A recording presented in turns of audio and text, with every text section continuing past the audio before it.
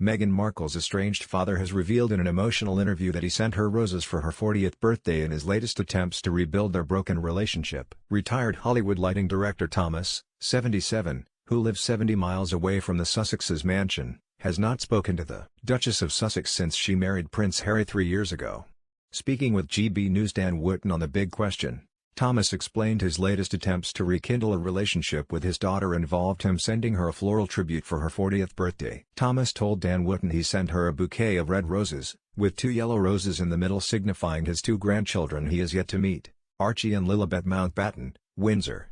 "I wished her a happy birthday and brighter days ahead but I've not heard back," Thomas said. Mr. Markle, who has never met Harry or his grandchildren, previously told reporters he remains confused over why their great relationship broke down. Mr. Markle has had a strained relationship with his daughter ever since the royal wedding, before which he struck a deal with a paparazzi photographer to stage photos of him. He then pulled out of walking Meghan down the aisle at the ceremony after suffering a heart attack, with Prince Charles taking his place. Speaking with Dan Wootton on The Big Question, he became emotional as he spoke of hoping to one day holding his 2 grandchildren for the first time. Thomas also largely blamed Prince Harry for he and Meghan's acrimonious breakdown in communication.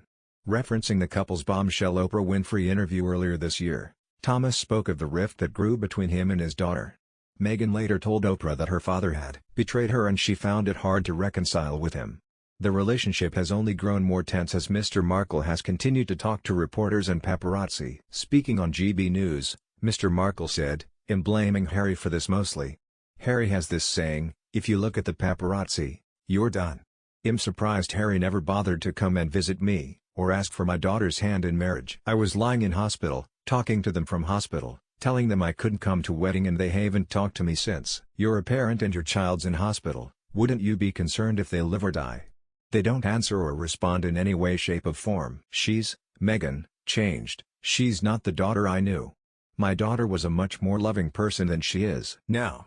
But Thomas was also quick to speak about his 2 grandchildren that he holds out hope for one day meeting and reserved special praise for the name Lily. "I call her Lily, that's my Lily.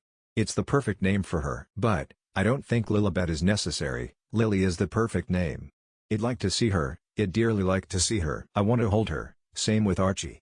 Mr. Markle has previously threatened to take his estranged daughter to court in order to see his grandchildren, but with his ailing health continuing to deteriorate, Thomas has said he fears he will never get to meet Archie, too, or baby Lilibet, who was born on June 4.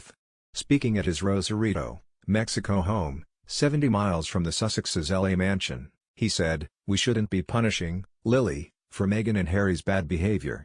Archie and Lily are small children. They're not politics. They're not pawns. They're not part of the game. And they're also royal and entitled to the same rights as any other royal. I will be petitioning the California courts for the rights to see my grandchildren in the very near future," he added. Speaking on GB News, Thomas also agreed with Piers Morgan's remarkable outburst on Good Morning Britain earlier this year, in which the outspoken TV presenter accused Meghan of downright lies. He explained, "She lied, she has been lying for years. Lying about the Archbishop, how can you lie about the Archbishop? Her lies are so obvious I don't know why she says them." When pressed by Wootton on if Meghan had the capacity to lie in her younger years, Thomas denied this. "No, she did not. This is new, this is since Harry. Harry's the influence here. I don't know if he or she is the one behind it, but I really think Harry and probably the Soho friends have changed her in a bad way, not a good way." He also rubbished any idea that his daughter might one day run for President of the United States of America, and quipped that Oprah would push her out of the way anyway. "I think that's a joke. From beginning to end, a complete joke," he told Mr. Wootton.